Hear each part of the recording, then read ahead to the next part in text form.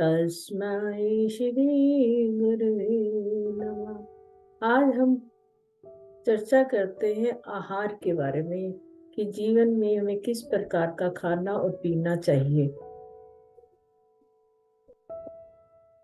हमारे खाने और पीने का जो प्रभाव है हमारे हृदय में भी पड़ता है, हमारे मन पर भी पड़ता है। जिस प्रकार का हम अन्न खाते हैं वैसा ही हमारा मन बन जाता है, और मन जो है वो बहुत ही इस जीव के लिए, मन ही सब चीजों का कारण होता है। मन ही कंट्रोल में नहीं आता।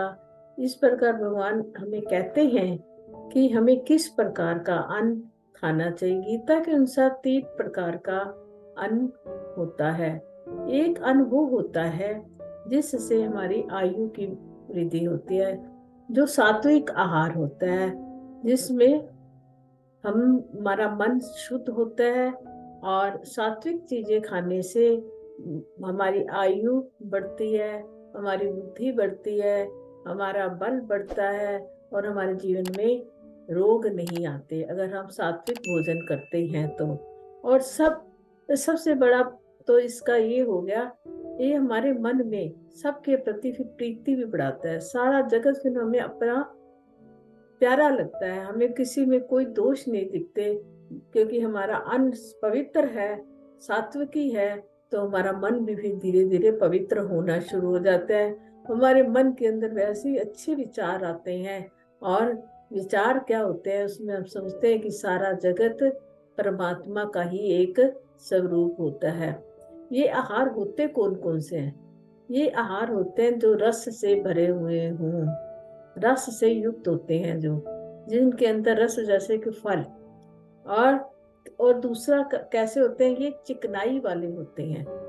चिकनाई मैंने वसा, जिसके अंदर चिकनाई होती है, जैसे घी, शुद्ध घी खाओ, और भी जो हैं चीजें। और स्थिरा, ये हमारे मन को स्थिर करने वाले होते हैं।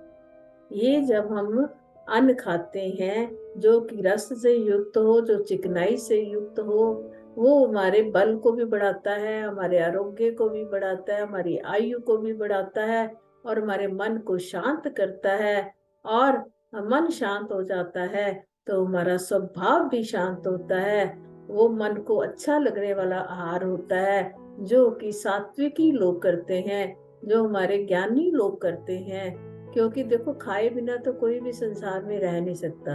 ये जो शरीर है ये खाने से ही चलता है। इस शरीर की, ये स्थूल शरीर जो है, जब तक अन्न जल खाए पिए नहीं तो ये जो है क्षीण होना शुरू हो जाता है। इसलिए आहार की हमारे जीवन में बहुत ही आवश्यकता है। परंतु प्रश्न ये हमें उठता है कि हमें भोजन करना कैसा चाहिए। वहां पे ये बता रहे हैं गीता के अनुसार कि हमें कैसा भोजन करना चाहिए, जो चिकनाई युक्त हो, जो रस युक्त हो, जो हमारे अंदर मन में मानसिक सूक्ष्म शरीर में फिर जाकर हमारी मानसिक स्थिति को अच्छा कर दे, हमारे मन को शांत कर दे, और मन में हमारी ये एक वृत्ति जागृत हो कि ये संसार सारा अपना ही है, कोई भी पराया नहीं है। ये सारे आहार खाएगा कौन? जिसकी वृत्ति सात्विकी होती है। 3 प्रकार की वृत्ति होती है, एक सात्विकी, एक राजसी और एक तामसिक। इसमें जो सतोगुणी व्यक्ति होता है, जो सतगुण में से युक्त होता है, वो सात्विकी आहार खाता है, जिससे उसका मन और उसका शरीर दोनों ही ठीक से रहते हैं। अब दूसरे प्रकार का जो जीव होता है वो राजसी होता है। राजसी व्यक्ति कौन होता है? जो चंचल होता है, जिसका मन सदा चंचलता में ही रहता है। और उसको फिर जो आहार भी होता है ना, क्या जिसमें हम सारे आ जाते हैं। ज्यादातर लोग क्या है? राजसी व्यक्ति हैं, जो कर्म करते हैं। कर्म करने से भी उनका मन चंचल रहता है, सारा दिन वो कुछ ना कुछ करते रहते हैं। ऐसे चंचल मन वाले लोग जो है ना, खाते पीते भी वैसा है। कैसे करते हैं? कड़वे, खट्टे, जैसे गोलगप्पे खा लो, ये खा लो, हैं, लवण से युक्त, नमकीन, बहुत गरम। कई लोगों को खाना बिल्कुल ठंडा पसंद नहीं होता, कहते गरम गरम खाना आना चाहिए, उसमें अच्छे नमक मिर्च मसाले डले हुए होने चाहिए, तीखे होने चाहिए। बिना तीखे कई लोग भोजन नहीं कर पाते, है ना। तो जब हम तीखा भोजन करते हैं, सबसे पहले तो हमारे ये मन भी तीखा होना शुरू हो जाता है, मन के अंदर विचार भी उसी प्रकार के आने शुरू हो जाते हैं। जो सात्विक सत्वगुण व्यक्ति होता है उसके विचार भी बड़े सीधे साधे होंगे। अब राजसी व्यक्तियों के विचार जो रजोगुण से परिपूर्ण होते हैं ना जीव, उनके विचार भी ऐसे ही होते हैं, क्योंकि वो खाते ऐसा है। देखो खाने का हमारे जीवन पे कितना असर है।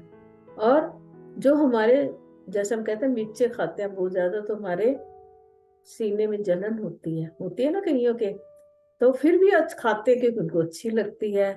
और फिर ऐसा आहार खा लेते हैं तो उसका हमारे सूक्ष्म शरीर पे पता क्या असर होता है। जैसे हमें तीखा खाया तो हमारे अंदर जलन हुई, जलन होने से हमें क्या हुआ, दुख होना शुरू हो गया अंदर है। और फिर शोक हो जाता है, दुख होता है तो फिर मन में शोक की उत्पत्ति हो जाती है। और जब शोक और दुख जिसके सूक्ष्म शरीर में चले जाए तो उसका परिणाम क्या होएगा बोलो। दुख है हमारे मन के अंदर, चिंता है हमारे मन के अंदर, शोक है हमारे मन के अंदर।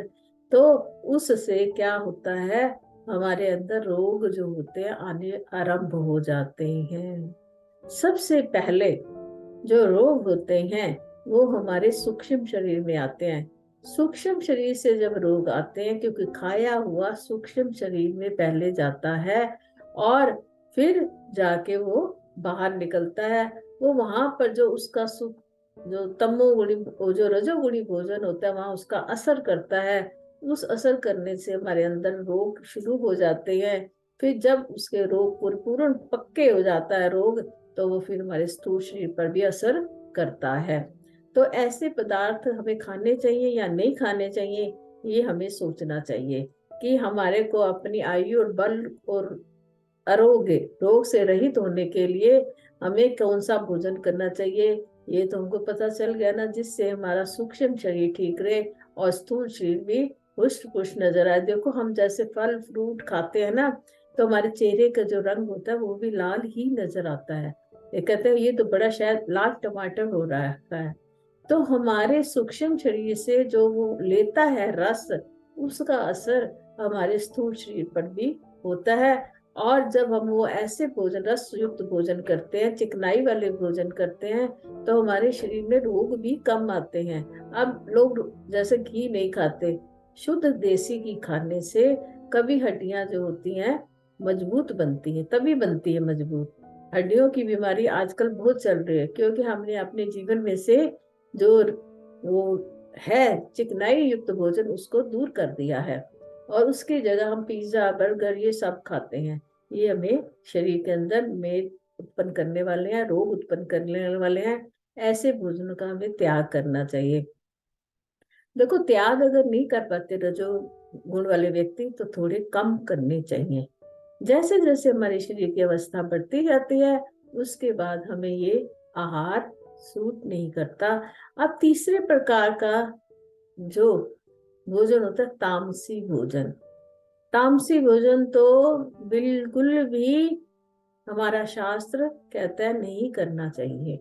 अगर हम शास्त्र की विधि के अनुसार, जैसे वेदों में लिखा है, अगर हम उसका पालन करें, वैसा ही भोजन करें, तो हमारे शरीर के अंदर रोग नहीं आएंगे। हमने अपने रोगों को आप ही निमंत्रण किया हुआ है, क्योंकि हमारी जीवा पे हमारा कंट्रोल नहीं है, मन पे हमारा कंट्रोल नहीं है। हमारा मन जो मांगता है हम उसको देते ही रहते हैं। मन ने कहा ये खाओ, उसी टाइम हम खाना आरंभ कर देते हैं। अब भगवान श्री कृष्ण कहते हैं ये अधम भोजन होता है।